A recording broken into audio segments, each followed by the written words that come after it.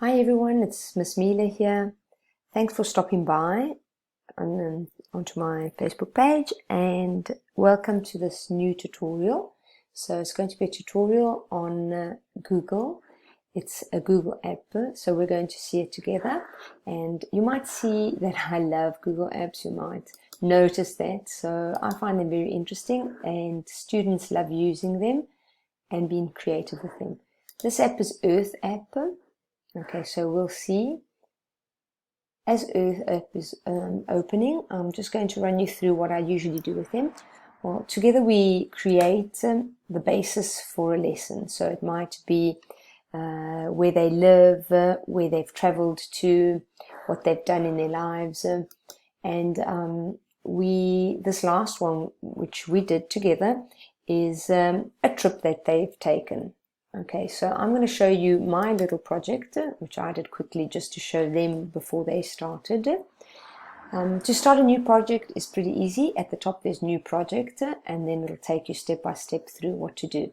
I'll just show you how this project, or the final product, what this final product looks like. So mine is called the Journeying Time. It's going to load now. Okay, and I'm going to present it to you.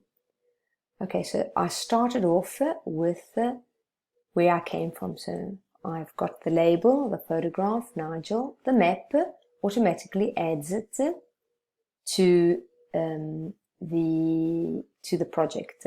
Okay, so from here I can actually move it around, and the students can show me where they live, or maybe the first place that they remember fondly. Okay. Plus you can add a photograph, and here's mine. It's something that I bought in South Africa in the small town where I was born. Okay, at the bottom you can move to the next slide and Google Earth will take you to where you want to go. So I moved it to Home Sweet Home.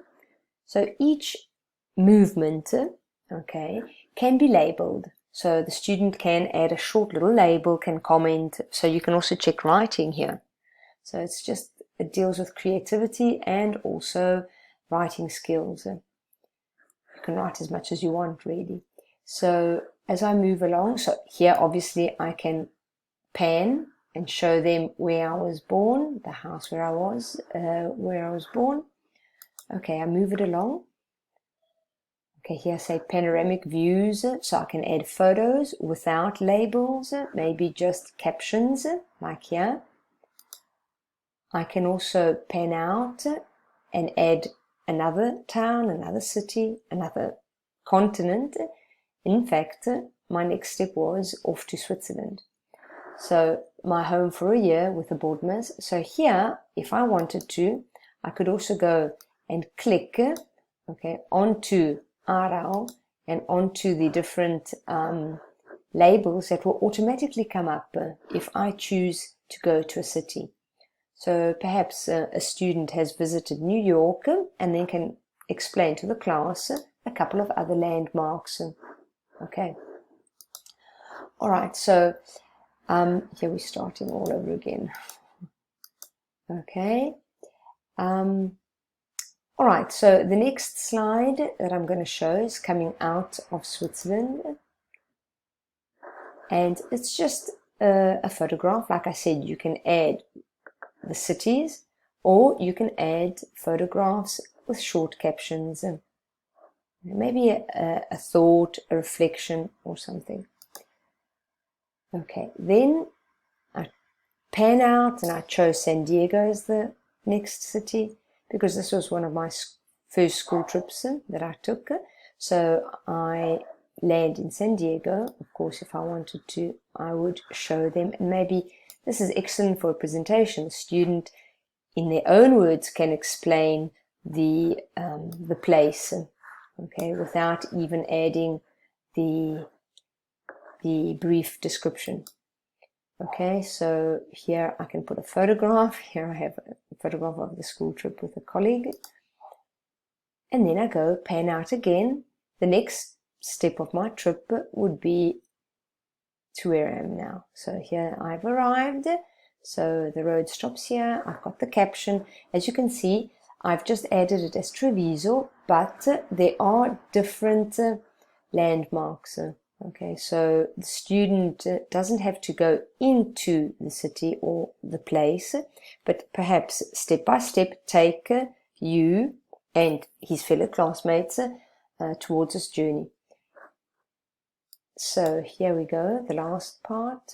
I could even decide to maybe click on the school itself, and here I've given a short